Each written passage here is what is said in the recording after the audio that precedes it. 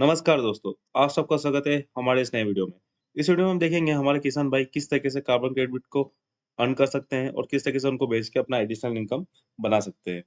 तो जैसे कि हमने हमारे पुराने वीडियोस में देखा था कि जो भी कार्बन क्रेडिट्स अर्न होते हैं या क्रेडिट जो जनरेट होते हैं, वो बेसिकली जो ऐसी एक्टिविटीज़ जो ग्रीन हाउस गैस इमिशन को कम करने में हेल्प करती है, उनसे आप कार्बन क्रेडिट को अर्न कर सकते हैं।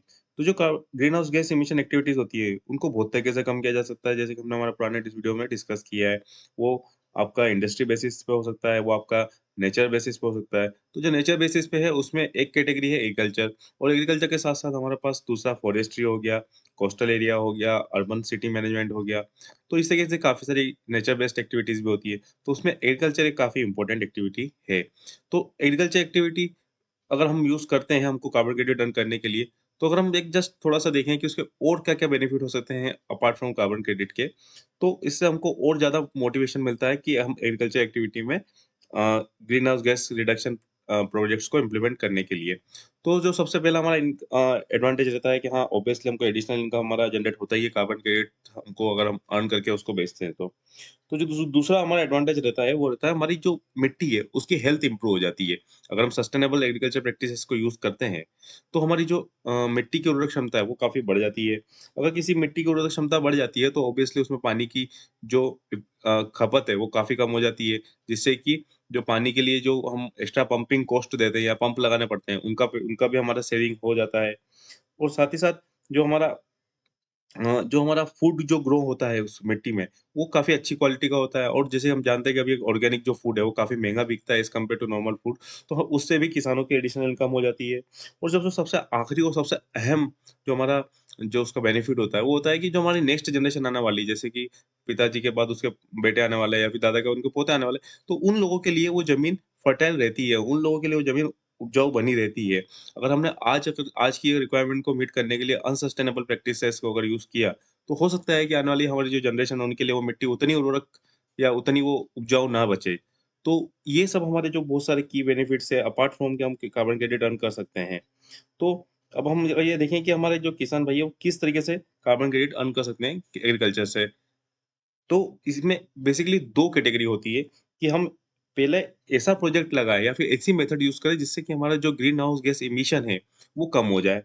और जो दूसरा है वो है कि जो ऑलरेडी अ, कार जो हमारी ग्रीन हाउस गैस या फिर जो CO2 ऑलरेडी प्रेज़ेंट है हमारे हमारा एनवायरनमेंट में, ऐसा प्रोजेक्ट लगाने से कि जो उस ऑलरेडी जो CO2 प्रेज़ेंट है उसको सोख ले या फिर उसको उसको उसकी उसको कम कर दे उसके लेवल को। तो इस तरीके के 2 प्रोजेक्ट्स को यूज़ किया जाता है कार्बन क्रेडिट को अर्न करने के लिए एग्रीकल्चर प्रैक्टिसेज़ में। तो अगर हम उसको ध्यान से देखें, तो कौन-कौन सी इसमें मेथड्स होती है वो देखते हैं। तो जो पहली मेथड हमारी वो है कवर क्रॉप वाली। तो कवर क्रॉप जो है बेसिकली इसके अंदर हम जो हमारी मेन क्रॉप रहती है उसके सराउंडिंग्स एरिया में कवर क्रॉप्स को लगा देते हैं जिससे कि जो अ, CO2 इमिशन है उस एरिया में ना होता है और जो वो जो CO2 उसके अंदर जो ट्रैप्ड है, वो ट्रैप्ड ही रहती है। तो ये जो मेथड होती है ये कार्बन सिक्वेस्ट्रेशन मेथड मतलब जो कार्बन ऑलरेडी मार्केट मतलब जो एनवायरनमेंट में अवेलेबल है, उसको सोखने का काम कर रही है। तो ये इसके अंदर जो कार्बन क्रेडिट अर्न होते हैं वो इस मेथड वो कार्बन सिक्वेस्ट्रेशन वाले के अंदर होते हैं। दूसरा जो मेथड था वो है ज़ीरो टिलिंग मतलब या फिर मिनिमम टिलिंग। तो हम टिलिंग करते हैं तो हमारा जो मिट्टी के अंदर जो कार्बन है वो बाहर निकल जाता है। तो अगर हम कोई टिलिंग नहीं करते हैं तो उससे भी मिट्टी के अंदर का कार्बन मिट्टी में ही रहता है। तो इसके अंदर भी हम कार्बन क्रेडिट को अर्न कर सकते हैं। तो तीसरा हमारा मेथड है वो है फर्टिलाइज़र मैनेजमेंट मतलब हाँ, अगर हम जो हमारी उर्वरक की जो खपत है खेत में, अगर वो हम कम कर देते हैं या फिर उसको अच्छे से मैनेज करते हैं, तो इससे भी नाइट्रस ऑक्साइड वाली जो हमारी ग्रीन हाउस गैस है, वो इमिशन उसका कम होता है। तो और हम जानते हैं कि जो नाइट्रस ऑक्साइड है, वो उससे अप्रॉक्सिमेटली 300 टाइम्स ज़्यादा इफ़ेक्ट होती है, मतलब ज़्यादा ग्रीन ग्रीन ग्रीन उसका ग्लोबल वार्मिंग पोटेंशियल होता है। तो उसमें जो कार्बन क्रेडिट अर्न होता है, वो काफ़ी क्वालिटी कार्बन क्रेडिट अर्न होते हैं। तो इस तरीके से भी कार्बन क्रेडिट को अर्न किया जाता है। जो हमारा 4th मेथड जो है, वो है कि हम अगर साइंटिफिक मेथड्स को यूज़ करें, जैसे कि इरिगेशन मेथड्स हो गया, क्रॉप रोटेशन हो गया, डाइवर्सिफिकेशन हो गया। इस तरीके की जो मेथड्स अगर हम किसान अगर यूज़ करते हैं, तो उसमें भी उन लोगों को कार्बन क्रेडिट अर्न कर सकते हैं। तो अगर हम अभी तो हमने देखा कि ये तो उनको प्रैक्टिस में लाना है, ये मेथड्स को। उनको अपनी जो ट्रेडिशनल मेथड चल रही है, उनसे हट के इन मेथड्स को उनको यूज़ करना पड़ेगा। तो इसके अलावा और क्या मेथड हो सकती है कि अगर हम हमारी जो खेस किसानी करने का तरीका है, अगर उसको हम काफ़ी एफिशिएंट बना लें, मतलब उसमें जो इक्विपमेंट हमारे लग रहे हैं, जो फार्म प्रैक्टिस हमारी है, उसमें अगर हम ज़्यादा ऐसी चीज़ों को यूज़ करें जिससे कि एमिशन कम होता हो या फिर जो हमारा एफिशिएंसी है वो बढ़ जाए। तो इससे भी आपकी सेविंग भी होगी और साथ ही साथ आपका कार्बन क्रेडिट भी अर्न किए जा सकते हैं। तो अभी ये तो हमने एक ब्रॉड वे में देखा, मतलब मोटा-माटी देखा कि किस तरीके से कार्बन क्रेडिट को कौन-कौन सी मेथड से अर्न करते हैं। पर इसमें कुछ अब अगर हम इसको स्टेप्स वाइज़ देखें कि हम इसको तोड़ें अगर के इस पूरी मेथड को हमको किस तरीके से करना है। हम सीधे जाके अगर इस तरीके से मेथड करने लग जाएँगे तो हमको कार्बन क्रेडिट तो मिलेंगे नहीं। तो उसका कुछ तरीका होगा। तो उस तरीके के में सबसे पहला ये रहता है कि हमको हमारा जो एग्रीकल्चर प्रोजेक्ट या फिर जो एग्रीकल्चर हम मेथड यूज़ करने वाले हैं, उसको सबसे पहले हमको असेस करना पड़ेगा, उसकी फिज़िबिलिटी और उसकी एलिजिबिलिटी को चेक करवाना पड़ेगा कि मैं ये ज़ीरो टिलेज मेथड यूज़ करना चाहता हूँ मेरे इस खेत पे। तो क्या ये फिज़िबल है? क्या ये संभव है? और क्या फिर ये एलिजिबल भी है कार्बन क्रेडिट अर्न करने के लिए? हाँ, अगर वो इस स्टेप में अगर हमारा हमारा प्रोजेक्ट पास होता है, तो हम नेक्स्ट में जाते हैं कि सबसे पहले हम मेज़र करते हैं कि अभी हमारा कार्बन एमिशन कितना है? अब हमारे इस प्रोजेक्ट को लगाने के बाद या इस मेथड को यूज़ करने के बाद हमारा जो कार्बन एमिशन है वो कितना कम हो जाएगा। हमको ये बेसलाइन बनानी पड़ती है। उसके बाद हमको तीसरा जो हमारा स्टेप रहेगा कि हम यूज़ करेंगे उस मेथड को या फिर उस प्रोजेक्ट को इम्प्लीमेंट करेंगे। हाँ, अब हम ज़ीरो टिलेज यूज़ कर रहे हैं, अब हम कवर क्रॉप लगा रहे हैं। तो तीसरा रहता है कि इम्प्लीमेंट करना है आपको। चौथा रहता है कि जो आपने लगाया है, जो आपने किया है प्रोजेक्ट का, उसको मॉनिटर करना पड़ेगा कि हाँ, इसका अभी इतना प्रोग्रेस चल रहा है और उसको वेरीफ़ाई करना पड़ेगा कि हाँ, अभी इस हद तक कार्बन उसमें कम हो चुका है। जो फिफ्थ उसमें रहेगा कि हाँ, आपने जो वेरिफ़िकेशन किया है, उसको वैलिडेट करवाना पड़ेगा कि हाँ, ये जो वेरिफ़िकेशन हुआ है, ये सही है। तो आपका हाँ, वेरिफ़िकेशन कंप्लीट हो जाएगा। अब उसके बाद जब आपका वेरिफ़िकेशन कंप्लीट हो चुका है, तो आपको इश्यू होगा कि हाँ, अब आपने इस मेथड से इतने एमिशन कम किया है, तो ये आपको इतने कार्बन क्रेडिट उसके लिए अर्न हुए हैं। आपने इतने कार्बन क्रेडिट कमा लिए हैं। अब जो 7th स्टेप रहेगा कि आपको कार्बन क्रेडिट मिल गए हैं, अब आपको उस कार्बन क्रेडिट को किसी भी वॉलंटरी मार्केट में जाके बेचना पड़ेगा। तो ये सब जो स्टेप्स है ये किसी भी किसान के लिए बहुत ही मुश्किल चीज़ है कि उसके वो खुद इन सब चीज़ों को कर पाए। तो इसके लिए ऐसे बहुत सारे इंटरमीडिएट या फिर थर्ड पार्टी हेल्प करने वाले इसमें स्टार्टअप्स अवेलेबल्स हैं इंडिया में भी, जो किसानों को डायरेक्टली हेल्प करते हैं। तो आपको उनके लिए सबसे पहले आपको उनके जो प्रोग्राम रहेगा, उसमें वो हो सकता है आपसे कुछ फीस चार्ज करें या फिर हो सकता है कि आप जितना कार्बन क्रेडिट बेचेंगे, उसमें कुछ कमीशन लेंगे वो। तो इस तरीके के कुछ मॉडल्स पे वो काम करते हैं। तो उसमें हो स सबसे पहले आपको वहाँ पे जो उनका जो प्रोग्राम रहेगा कि हाँ, किसानों के लिए कोई भी एक कंपनी है, वो किसानों के लिए प्रोग्राम चलाएगी कि अगर आपको कार्बन क्रेडिट कमाना है अपने खेतों में या अपनी किसानी पे, तो आप सबसे पहले उनके जो रजिस्ट्रेशन प्रोग्राम है उसको रजिस्टर करें। उसके बाद वो आपको एक एडवाइस देंगे कि किस तरीके से आपको कौन-सी मेथड यूज़ करना है। फिर वो आपको इम्प्लीमेंट करने में भी पूरी-पूरी हेल्प करेंगे कि आपको किस तरीके से आपको कार्बन क्रेडिट अर्न करना है, ग्रीन हाउस गैस इमिशन को रिडक्शन कम करके या फिर आपको आपकी जो सिक्वेस्ट्रेशन है उसको यूज़ करना है।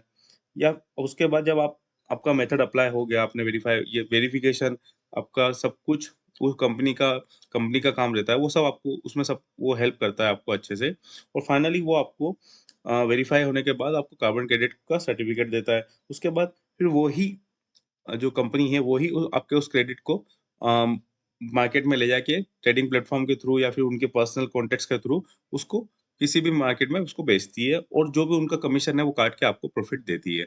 तो जो हमारी केस स्टडी हमने बनाई थी कुलदीप सिंह जी चिम्मा की, तो उसमें ग्रो इंडिगो एक कंपनी थी जिसने उनको पूरी तरीके से हेल्प किया था। फाइनली उनको स्टार्टिंग मतलब उनकी मेथड्स को सिलेक्शन से लेके उनके कार्बन क्रेडिट को बेचने तक उस कंपनी ने पूरा उनको हेल्प किया था और उसमें से उन्होंने कुछ परसेंटेज कमीशन उन्होंने रखा था पर कार्बन क्रेडिट पे।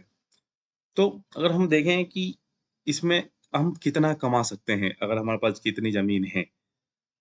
तो बेसिकली जो एक हमारा जो प्राइस रेंज होता है किसी भी कार्बन क्रेडिट का, वो 10 से $15 होता है। मतलब अगर हम उसको जो एग्रीकल्चर प्रैक्टिस से जो निकलता है हमारा, उसमें अगर हम उसको मोटा-माटी पकड़े तो 800 से ₹1200 तक एक कार्बन क्रेडिट बिकता है। अब कितना कार्बन क्रेडिट किसी ज़मीन पे किसी भी खेती में या किसी भी खेती योग्य ज़मीन पे बन सकते हैं। तो उसके लिए अगर हम एग्ज़ाम्पल देखते हैं कि अगर कोई आदमी एक फार्मर है, अगर उसके पास 3 हेक्टेयर लैंड है, मतलब 3 हेक्टेयर का उसके पास अगर एक ज़मीन है, तो वो कम से कम 2 कार्बन क्रेडिट पर हेक्टेयर वो कमा सकता है। मतलब उसके पास मोटा-माटी 6 कार्बन क्रेडिट उसके पास हो जाएँगे, जो कि कम से कम मतलब आस-पास वो एक 6 से 7,000 की उसकी एडिशनल इनकम हो जाएगी उस ज़मीन पे, अगर वो इन सब प्रैक्टिस को यूज़ करता है तो। तो आप नहीं देख सकते हैं कि मैंने एक टेबल भी दी है कि इसमें हेक्टेयर और कन्वर्जन के लिए कि 1 हेक्टेयर कितना होता है, एकड़ में कितना होता है। 1 हेक्टेयर मतलब हमारा 2.48 मतलब एक मोटा-माटी 2.5 एकड़ के बराबर होता है। तो आप एक तरीके से समझ सकते हैं कि 1 हेक्टेयर में और मतलब अगर 3 हेक्टेयर में अगर वो 6 कार्बन क्रेडिट ले रहा है, तो मतलब वो कहीं न कहीं 1 हेक्टेयर में आप 2 कार्बन क्रेडिट अर्न कर सकते हो। और 1 हेक्टेयर में 2 कार्बन क्रेडिट मतलब आपको 1 हेक्टेयर के कम से कम मतलब मोटा-माटी वो आप 2 से ₹2,500 आपको एक्स्ट्रा इनकम हो सकता है। तो अभी इसको कौन-कौन सी ऐसी कंपनीज़ है, कौन-कौन से ऐसे स्टार्टअप्स हैं जो किसी भी किसान को हेल्प करते हैं इस तरीके की प्रोसेस को इम्प्लीमेंट करने में। तो अगर हमने देखे हम जैसे कि नर्चर फॉर्म ये एक स्टार्टअप है। इसने 20,000 कार्बन क्रेडिट्स यूनिट्स को एक राइस मतलब जो हमारा चावल होता है उसके प्रोजेक्ट से जनरेट किया था। मतलब उससे राइस के प्रोजेक्ट पे उन्होंने सस्टेनेबल एग्रीकल्चर प्रैक्टिस को इम्प्लीमेंट करके मीथेन रिड्यूस किया था और 20,000 कार्बन क्रेडिट्स को उन्होंने अर्न किया था, जिसको फिर उन्होंने आगे वॉलंटरी मार्केट में बेचा था। तो एक नर्चर फार्म में अगर कोई किसान हमारा चाहता है कि उसको भी इम्प्लीमेंट करना है, तो वो इनसे कॉन्टैक्ट कर सकता है। ग्रो इंडिको जिसका एग्ज़ाम्पल हमने भी लिया था कुलदीप सिंह चिम्मा जी का, जिन्होंने 2019 में इस मेथड को यूज़ करके कार्बन क्रेडिट को कमाया था। और जो वराह ये भी एक स्टार्टअप है, जो सस्टेनेबल फार्मिंग से रिलेटेड है और जो भी कार्बन क्रेडिट हेल्प जनरेट करने में किसान लोगों की हेल्प करते हैं। तो जो हमारे किसान भाई लोग हैं, वो इनमें से किसी को भी या फिर इसके अलावा भी और भी बहुत सी कंपनियाँ हो सकती है। ये तो वो थी जो मेरी स्टडी में मुझे मिली थी और जिनका ट्रैक रिकॉर्ड भी थी, जिन्होंने इम्प्लीमेंट कर चुके हैं जो एक्चुअली में प्रोजेक्ट्स को। तो इनके अलावा भी और भी कंपनीज़ हो सकती है, बट इन कंपनीज़ के थ्रू भी आप कॉन्टैक्ट करके इनसे इनकी इनके वेबसाइट पे जाके आप डिटेल भर के ये आपसे कॉन्टैक्ट कर लेंगे, तो आप इस तरीके से कार्बन क्रेडिट को अर्न कर सकते हैं। तो ये था मेरा वीडियो कि किसान भाई लोग किस तरीके से वास्तविकता में कार्बन क्रेडिट को अर्न कर सकते हैं और किस कौन-कौन से मेथड्स होती है और कौन-कौन सी ऐसी हेल्प करने वाली या फिर कौन-कौन सी ऐसी थर्ड पार्टी सपोर्टिंग स्टार्टअप्स है, जो इनको कार्बन क्रेडिट हेल्प करने में मदद करते हैं। तो आज के लिए इतना ही। Thank you.